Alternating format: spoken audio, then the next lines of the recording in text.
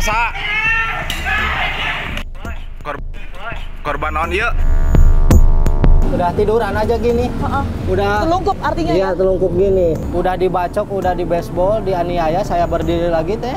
Nah, di sini mau dibacok lagi. Ini siapa katanya yang bikin BAP? Ini kamu kan katanya begitu. Iya, dah harus sama katanya. Kalau motor kan dia gak punya motor. Apabila ada pelanggaran SOP, silahkan dilaporkan.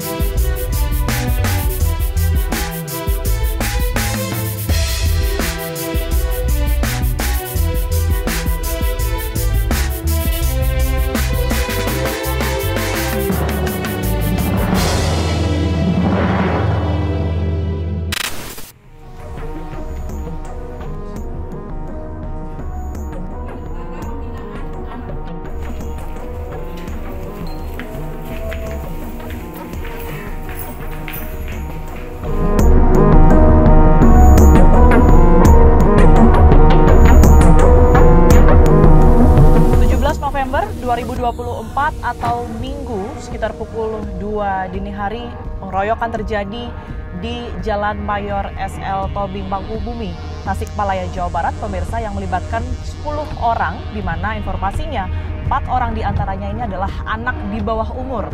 Korban diketahui atas nama Taufik, berusia 27 tahun, yang pada saat itu mengalami luka di bagian tangan dan juga punggungnya. Dan atas kasus ini pun pelaku yang terdiri dari 4 orang ini sudah diamankan pihak kepolisian dan juga sudah divonis oleh pengadilan 1 tahun 8 bulan atas perbuatannya, pemirsa, pada bulan Januari lalu. Namun setelah itu muncul isu bahwa 4 orang ini bukanlah pelaku sesungguhnya, lantaran seluruhnya mengaku bahwa tidak berada di lokasi pada tanggal 17 November 2024. Bahkan 2 diantaranya tidak berada di Tasikmalaya. Dan isu ini pun menjadi sorotan publik, bahkan hingga dibahas dalam rapat dengar pendapat di DPR Republik Indonesia. Lantas seperti apa kemudian faktanya?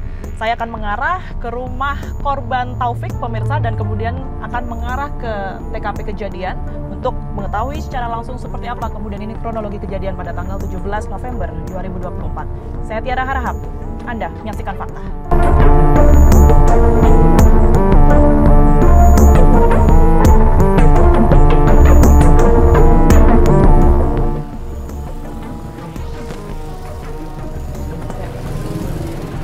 Halo Mas Taufik, Tiara TV One yang tadi hubungi. Iya. Sehat Mas Taufik? Alhamdulillah sehat. Alhamdulillah ya.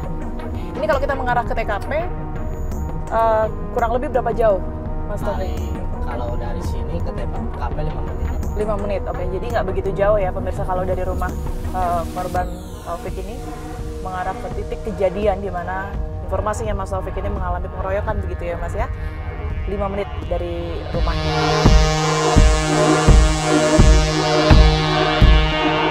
Di sini, betul Ya. Mas Taufik? Ya di sini pas waktu kejadian. Pas kejadian. Oke, kita coba turun ya. Kita coba turun untuk mengetahui bagaimana kemudian ini kronologi dan juga detik-detik Mas Taufik mengalami penyerangan oleh kurang lebih berapa orang pada saat itu? Kalau ada 5 motor teh. 5 motor. Berboncengan. Oke, kurang lebih 10 orang yang kemudian melakukan pengeroyokan. Kita akan temukan faktanya. Ya, jadi boleh diceritakan Mas Taufik, awal mulanya dari titik mana pada saat Kalau dari awal mula titik pertama kejadian teh di seberang itu? Di situ. seberang ya, sebelah apotek ini. Ya. Kita nyebrang ya berarti ya. Oke. Ya. Awas, hati-hati. Di titik mana? Nah, waktu pertama kejadian kan saya ada buang air kecil teh di sini. Datanglah ke gerombolan geng motor di situ, Ya. arah situ, arah Hajet mau Bisa ke kita SL Tobing. tunjukkan mungkin patokannya di sini, Mas Widi, Mas Taufik. Nih di arah situ teh ada gerombolan geng motor. Masuk ke sini ke depan. Nah, dari sini dia mengeber-ngeber motornya sambil berkata kasar.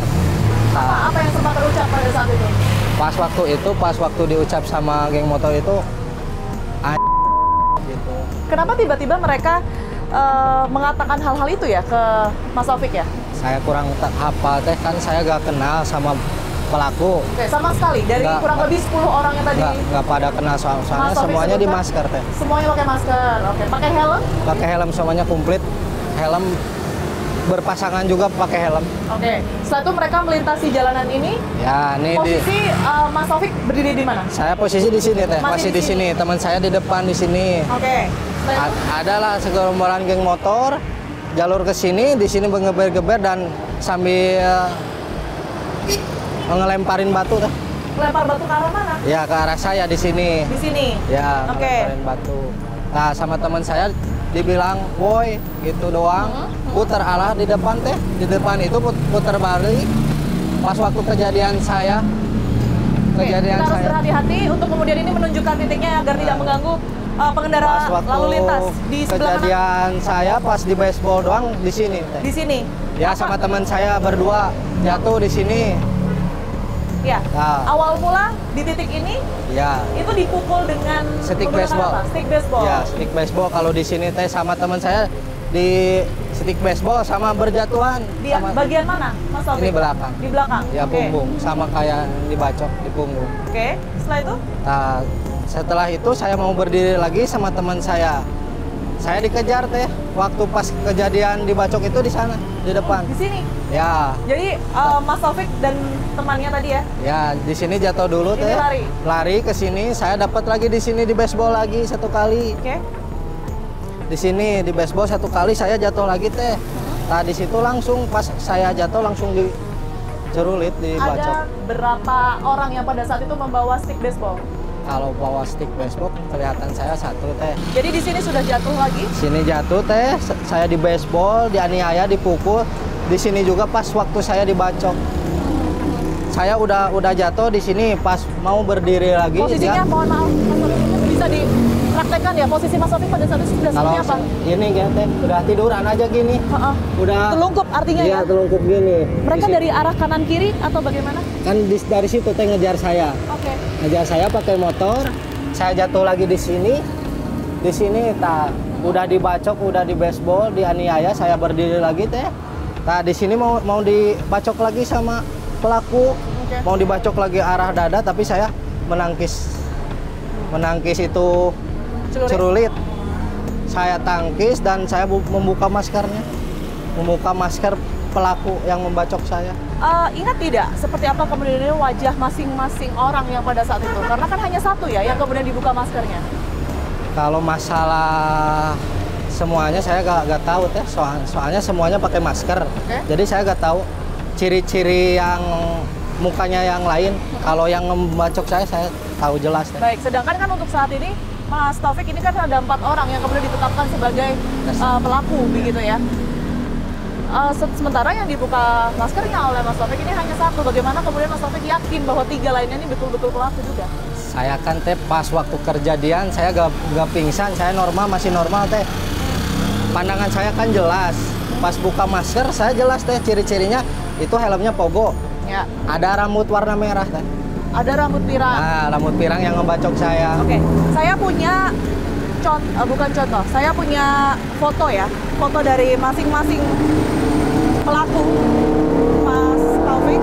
Mungkin Anda bisa tunjukkan kepada saya, ini pelaku yang mana yang kemudian ini Anda buka maskernya? Nah, yang saya buka yang di ini teh, yang kecil, yang di belakang, yang rambutnya panjang. Yang Nah, ini? ya. Tapi ini rambutnya hitam? Kalau waktu pas saya kejadian teh masih merah. Oke. Merah pas waktu di polsek juga saya nengok merah rambutnya. Kalau dengan 2 orang yang sebelah kiri dan 1 orang sebelah kanannya ini, kenal? Saya gak tahu teh soalnya dia pakai masker semua. Pakai Bukan- masker semua. Jadi bisa dikatakan sebenarnya Mas Taufik ini hanya yakin bahwa pelakunya ini satu yang dibuka Ya, maskernya. satu orang yang dibuka masker sama saya.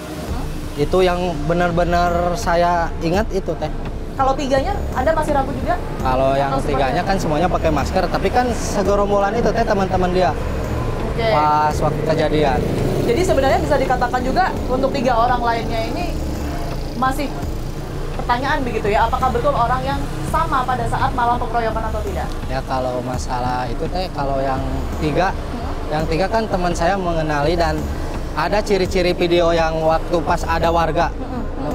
Ada warga yang mau meregap mereka, Ada kan ciri-cirinya helm, Iya. jaket, Iya.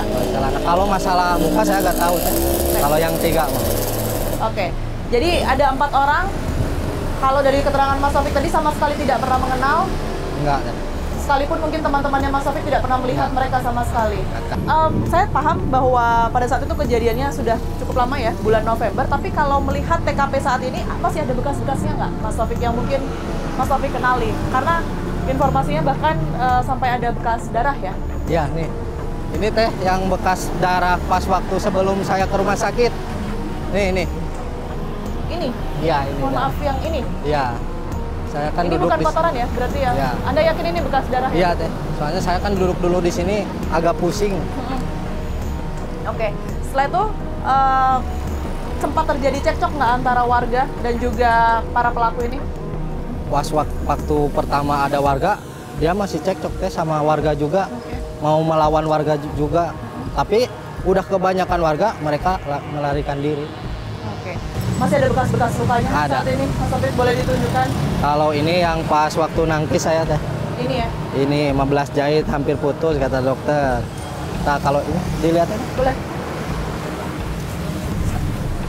Bekas apa ini Mas Taufik? Ini bekas bacokan. Ini bacokan? Ya. Oke, jadi bisa dilihat ya tadi ada 1 luka di jari. Sekalipun 1 luka itu cukup dalam begitu ya, kalau keterangan dari Mas Taufik tadi. Kemudian ini bekas dari pembacokan dengan menggunakan celurit. Hanya ini saja, Mas Taufik, atau ada lagi yang ingin diceritakan? Ini teh, ini kegores doang. Baik, ini rangkaiannya sudah cukup lama, tetapi sekarang timbul lagi begitu ya, karena ada isu salah tangkap 4 orang, yang tadinya 10 orang, kemudian saat ini ditetapkan pelaku.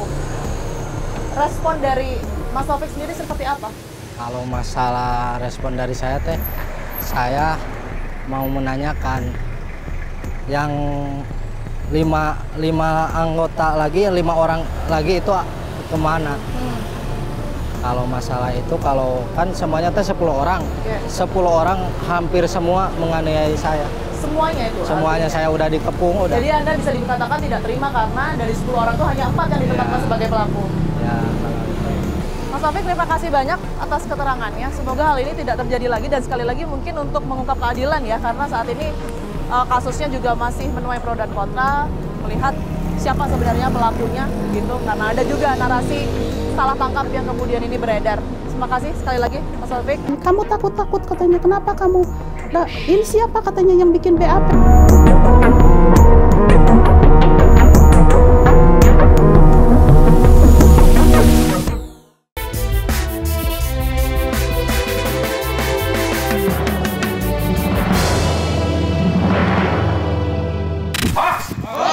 Yang terhormat para ketuaan, ormas, pidana, Dewan Penasehat, Dewan Pembina, seluruh keluarga besar Tarung Derajat. Kami dari Forum Komunikasi Pimpinan Ormas Tasikmalaya, intinya siap kita ngabring ke DPR RI. Siap! Karena ini ada politisasi, ada tuduhan yang sangat menyakitkan. Seolah-olah aparat penegak hukum, Polres, Kejaksaan, Pengadilan, seolah-olah ada konspirasi, tidak bekerja secara profesional.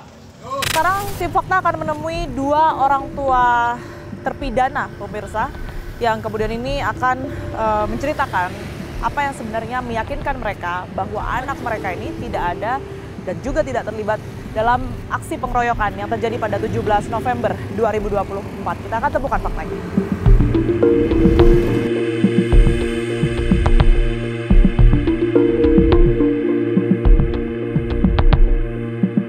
Saya saat ini bersama dengan Bu Ida. Bu Ida ini adalah ibu dari anak atas nama R, begitu ya, salah satu dari 4 terduga pelaku yang kemudian ini salah tangkap begitu pada tanggal 17 November 2024. Bu Ida, terima kasih waktunya untuk kami. Sekali lagi kami prihatin ya dengan apa yang saat ini terjadi.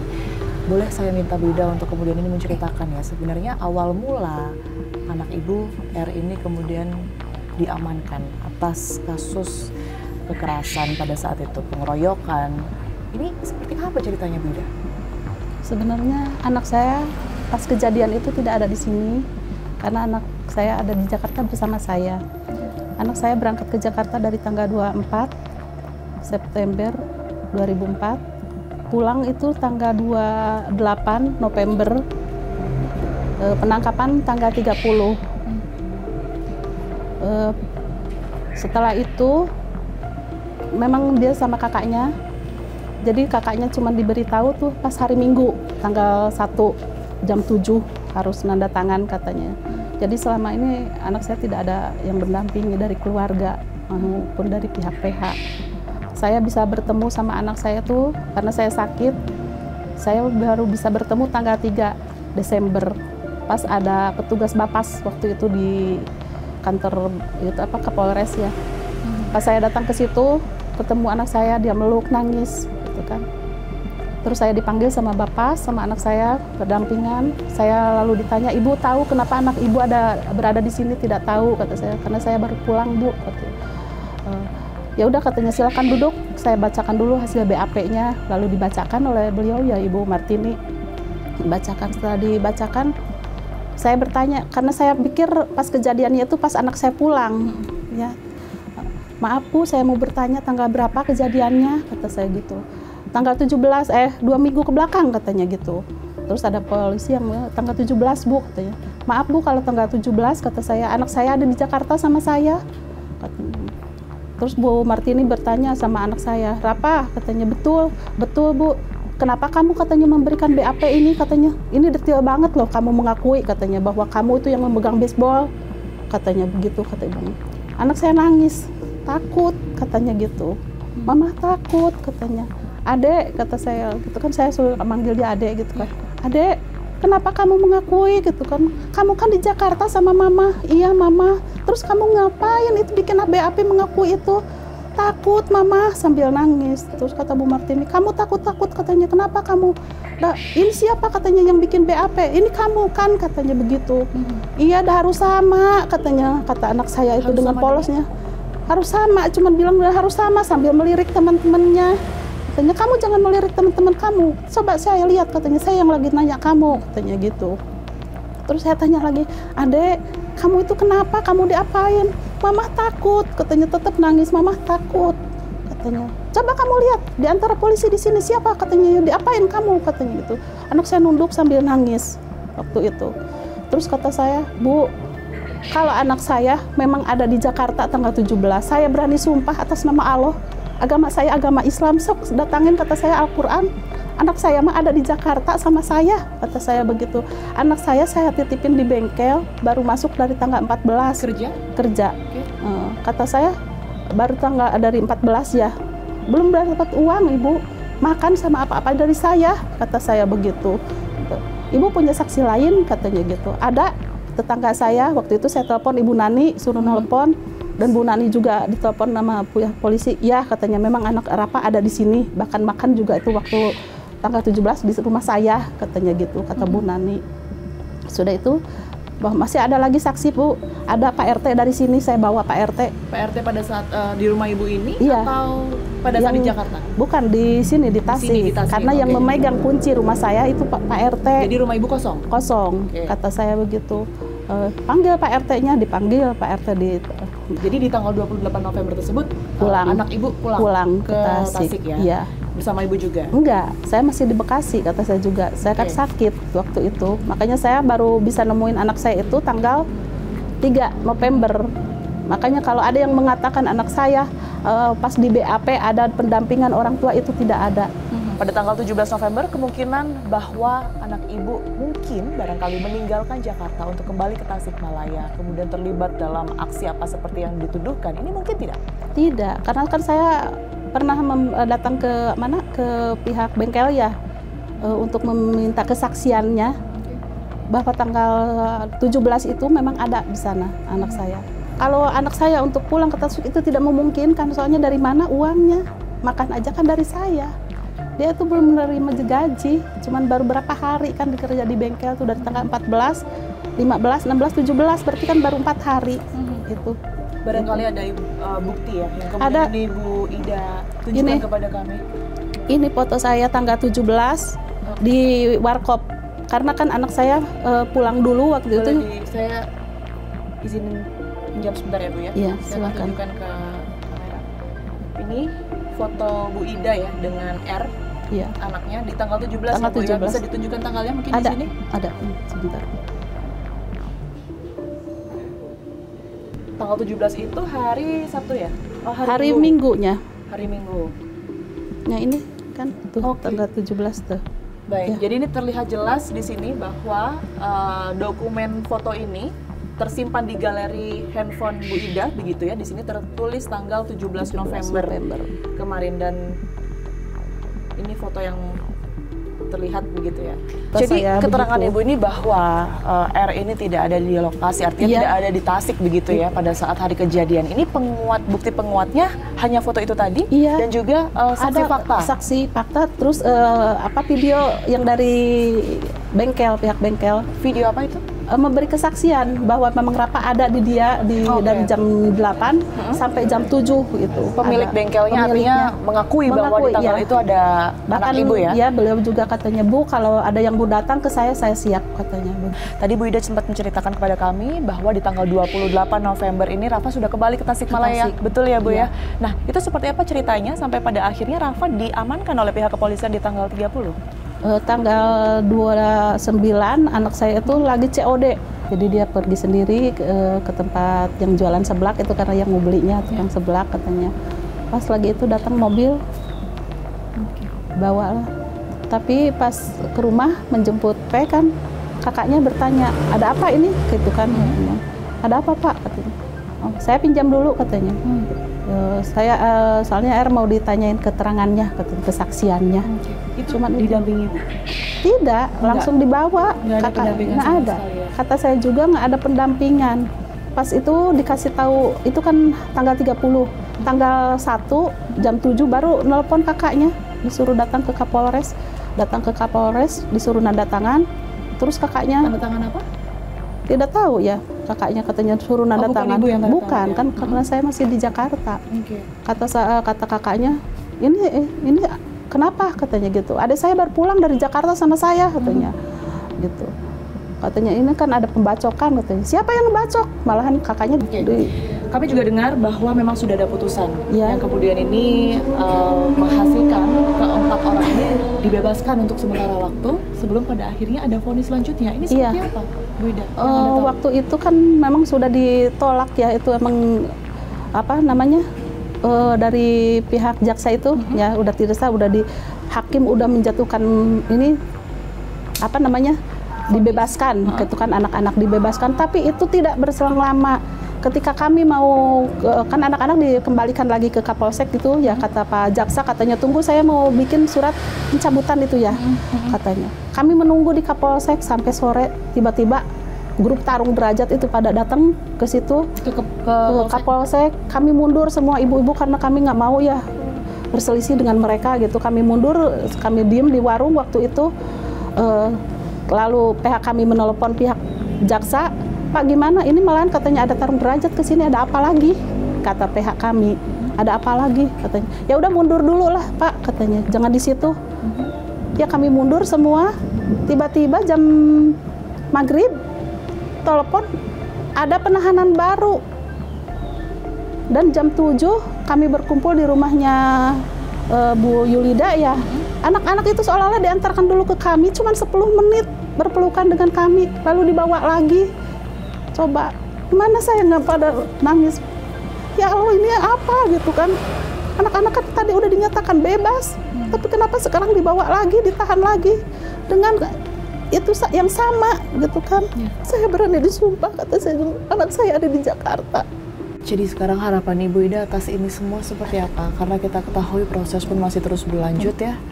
Langkah hukum apa yang mau dilakukan oleh pihak keluarga dan setelah ini? Kami dengan pihak kami akan melakukan banding dan kami hanya bisa berharap semoga keadilan itu masih ada untuk kami karena memang anak kami tidak berdosa dan bukan pelakunya. Terima kasih banyak. Sama-sama. Bu Ida. Kita temukan fakta selanjutnya. Apabila ada pelanggaran SOP, silahkan dilaporkan.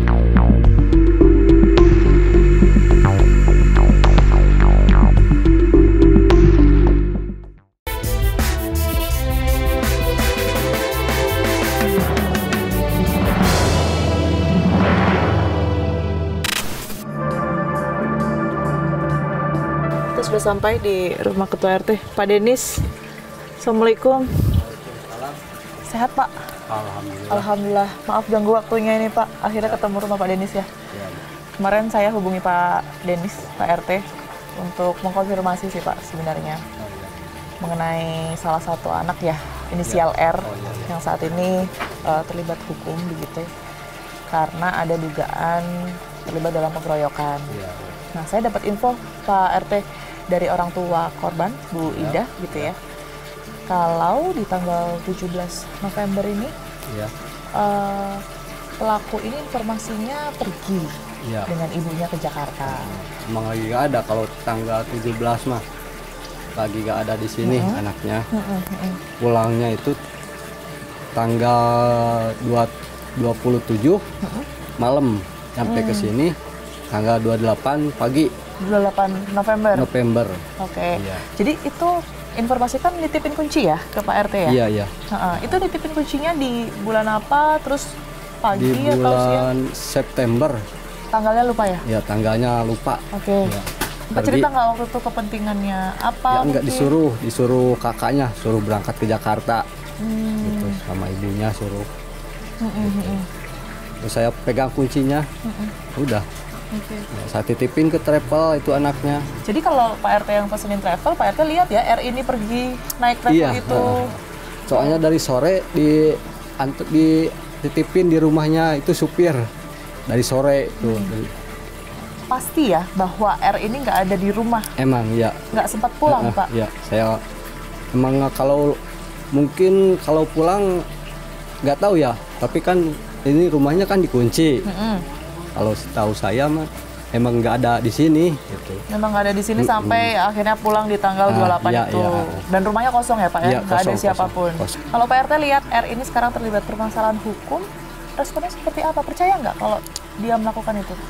Ya enggak, orang di Jakarta sih. Tapi saya juga nggak bisa itu kan ya. Kalau itu mah soal itu mah. Cuma setahu saya dia mah emang nggak ada di sini. Tapi kalau dilihat dari mungkin karakter anaknya yang katanya kalau dalam kasus ini ya Pak ya, katanya melakukan kekerasan, bahkan terlibat geng motor. R ini termasuk yang seperti itu nggak sih di kampung ini? Dia mah sebenarnya pendiam ya anaknya ya. Pendiam, cuma kalau sama temennya emang, tapi kan kalau motor kan dia gak punya motor. Gitu. Terima kasih banyak Pak RT, sehat selalu. Sama-sama. Kita temukan fakta selanjutnya. AKBP Muhammad Faruk Rozi, Kapolres Tasikmalaya Kota sudah bersama saya saat ini. Terima kasih banyak Pak Kapolres waktunya untuk fakta. Sama-sama Mbak. Baik, langsung saja Pak Kapolres berkaitan dengan isu salah tangkap ya atas keempat pelaku begitu, ini di bawah umur pelakunya, dan juga satu korban berusia 27 tahun atas nama Taufik. Informasi yang beredar ini saya juga sempat menyaksikan pada saat itu Pak Kapolres di DPR sudah menjelaskan penangkapan dilakukan pada tanggal kurang lebih 30. Iya. Kasusnya sendiri tanggal 17 Pak Kapolres. Apa yang betul. membuat begitu lama? Mulai dari kasus ini hingga pada saat penangkapan. Memang kejadiannya itu berawal mula pada tanggal 17 November sekitar pukul 1.30 dini hari pada waktu itu. Lamanya itu karena memang kita melaksanakan penyelidikan. Dan kebetulan pada waktu kejadian itu yang melakukan pelaporan kepada Polres itu adalah istri dari korban Muhammad Taufik. Jadi Muhammad Taufiknya sendiri itu dirujuk ke salah satu rumah sakit dan sempat dirawat di sana selama kurang lebih 1 minggu. Di tanggal 30 pada saat keempat anak dan juga satu orang dewasa tersebut ini dibawa oleh pihak kepolisian, statusnya apa Pak Kapolres? Pada waktu itu mereka kita minta keterangan sebagai saksi. Sebagai saksi? Baru sebagai saksi. Karena kan kita fokusnya bukan mengamankan tersangka, tetapi ketika melaksanakan razia kita lihat ada beberapa botol minuman keras jenis ciu dan juga kita amankan karena ada yang kita identifikasi sebagai anggota geng motor. Ditulah kita laksanakan interogasi. Jadi kita belum tahu bahwa pada waktu itu mereka itu adalah tersangka kasus di tanggal 17. Oke, jadi hanya karena adanya minuman keras itu? Iya, kita amankan, kemudian kita interogasi, di mana setelah mereka diinterogasi, salah satu dari mereka mengakui bahwa pernah melakukan pembacokan dan pengeroyokan yang di tanggal 17. Setelah itu kita tunjukkan foto mereka ke korban Muhammad Taufik, dan korban pada waktu itu menunjuk salah satu ABH dengan inisial DW itu sebagai salah satu pelaku yang melakukan pembacokan kepada korban Muhammad Taufik. Informasi yang juga beredar, izin saya konfirmasi kepada pihak kepolisian bahwa tidak ada pendampingan sama sekali Pak Kapolres pemeriksaan tersebut, baik itu orang tua maupun juga kuasa hukum. Berdasarkan berita acara pemeriksaan, jadi kuasa hukum dan juga orang tua dari 4 ABH itu melakukan penandatanganan di BAP. Dan dari informasi yang kami dapat dari pengacara yang awal menangani itu membenarkan bahwa tanggal 1 sebelum diperiksa sebagai tersangka, pengacara itu datang dan memberikan arahan kepada 4 ABH. Jadi bukan pengacara yang sekarang ya? Bukan. Dan itu sudah terkonfirmasi di press release yang mereka sampaikan. Mungkin ini kasus selesai di bulan Januari karena sudah vonis begitu ya, tetapi jadi memanjang begitu kesannya karena ada isu salah tangkap. Dari pihak kepolisian menanggapi ini seperti apa? Karena memang ada yang kemudian disoroti alat buktinya tidak lengkap, penangkapan polisi terkesan seenaknya saja begitu ya. Kalau saya bisa mewakili publik begitu Pak Kapolres. Perlu kami sampaikan kepada Mbak bahwa terkait dengan perkara ini, untuk yang 4 ABH itu sudah mendapatkan vonis dari pengadilan, di mana 4 ABH divonis 1 tahun 8 bulan dari tuntutan jaksa 2 tahun. Dan saya dapat informasi juga bahwa untuk para pihak itu melakukan banding ke pengadilan tinggi di Bandung, Jawa Barat. Kita tunggu saja nanti hasilnya seperti apa, dan kita hormati proses hukum yang terjadi, dan kita hargai mekanisme proses penegakan hukum yang sedang berjalan. Masih sedikit berbicara mengenai isu salah tangkap tadi, Pak Kapolres. Saya sempat menemui orang tua dari para ABH begitu ya, dan mereka saya lihat betul memiliki bukti bahkan saksi fakta yang menyebutkan bahwa pada saat kejadian di tanggal 17 tersebut mereka tidak ada di lokasi, Pak Kapolres. Ini kan juga menjurus bahwa apa betul yang kemudian saat itu diamankan oleh pihak kepolisian ini adalah pelaku yang sebenarnya. Saya dapat informasi bahwa pada saat di pengadilan itu juga dilakukan proses verbalisan ya terkait dugaan itu tersebut, dan ya kita sama-sama ketahui bahwa majelis hakim memutuskan bahwa keempat ABH itu bersalah dalam kaitannya kasus pengeroyokan dan penganiayaan yang terjadi. Jadi apa yang Mbak sampaikan ini, saya dapat informasi bahwa itu juga sudah disampaikan pada saat proses verbalisan di pengadilan. Kami yakinkan bahwa kami dalam kasus ini akan transparan dan akan mengikuti. Artinya selama itu vonis belum ada putusan ingkrah dari pengadilan, kita akan sama-sama mengikuti. Dan saya yakinkan kepada Mbak, apabila ada dugaan-dugaan pelanggaran SOP, dugaan-dugaan tindakan yang tidak profesional yang dituduhkan oleh beberapa pihak kepada anggota Reserse Polres Tasikmalaya Kota, silahkan dilaporkan kepada Bitpropam Polda Jabar, dan kita akan terbuka dan kita akan kooperatif. Baik, terima kasih. Iya. Kita menyadari itu kelalaian kami mempunyai kelalaian salah ya. Biar saya melakukan kelalaian, tapi bagi jaksa yang lain harus lebih hati-hati.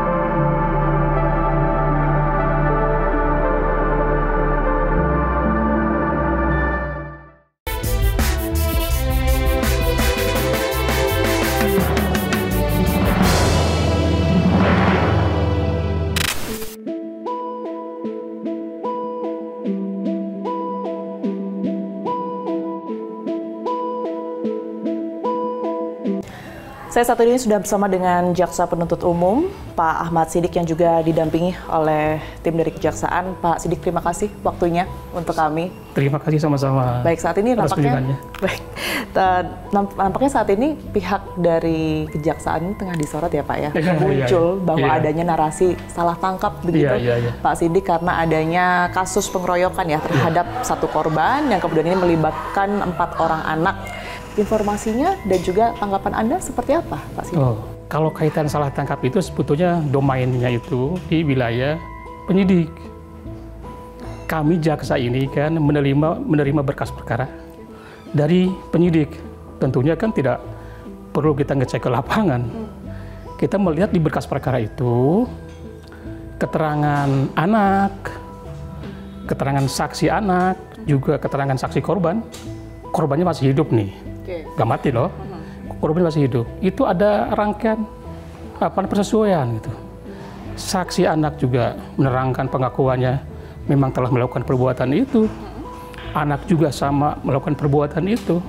Dan saksi korban pun juga menerangkan dia juga memang melihat wajah daripada si pelaku itu. Ada vonis yang kemudian berubah dalam kurun waktu 1 hari karena adanya kesalahan dari pihak kejaksaan, dakwaan yang berubah. Oh, dakwaan. Dakwaan yang kemudian berubah dari yang tadinya mereka sempat keluar, terbebaskan begitu ya, dilakukan penangkapan lagi. Itu waktunya tidak lama, Pak, hanya dalam kurun waktu 10 menit informasinya. Kenapa bisa terjadi?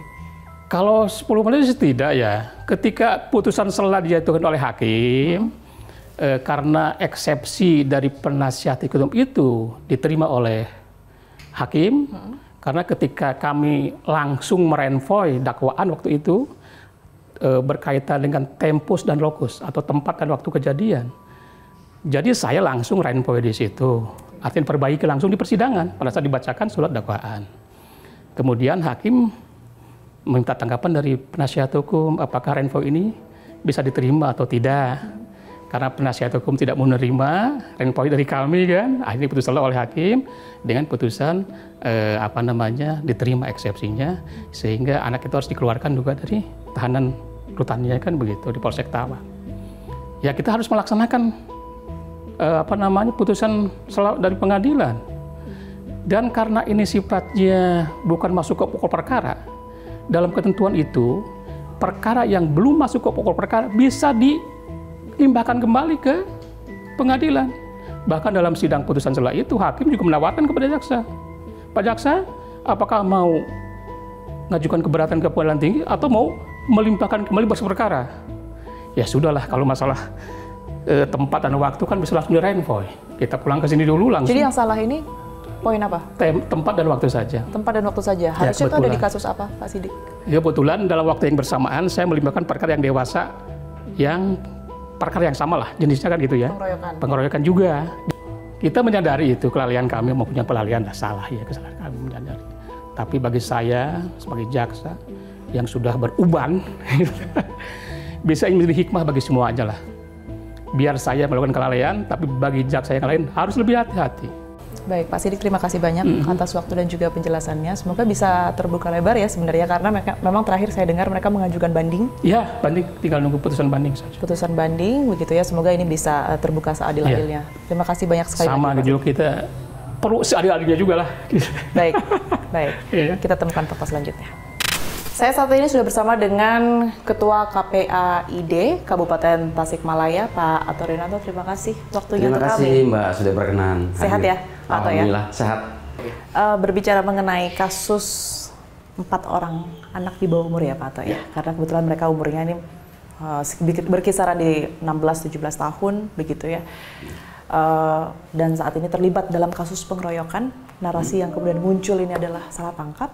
Pendampingan dari pihak KPAID seperti apa? Kami menduga bahwa di dalam proses peradilan anak ini tidak senafas dengan sistem pidana peradilan anak. Dari keterlibatan orang tua yang sangat minimal, dan itu kami dapatkan dari fakta yang memang kami gali dari orang tua maupun dari ABH. Artinya betul ya itu bahwa ada proses interogasi atau permintaan keterangan yang tidak didampingi oleh orang tua? Dari investigasi yang kami lakukan, kami menemukan itu. Ketika kemudian anak ini ditempatkan di Polsek Tawang, dalam pandangan kami ini tidak senafas dengan undang-undang sistem pidana peradilan anak.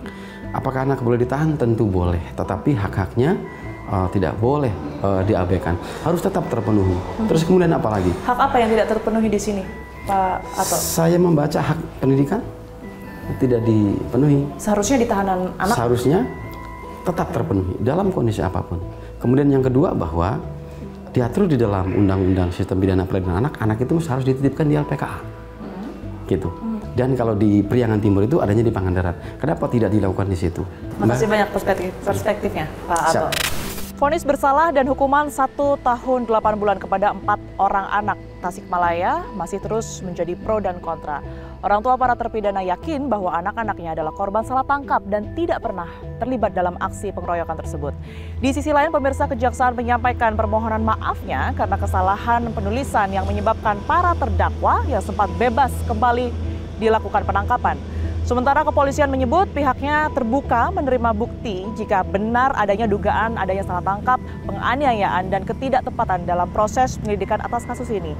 Saat ini, kuasa hukum terdakwa telah mengajukan banding dan akan terus mengupayakan keadilan bagi 4 orang anak yang diduga menjadi korban salah tangkap.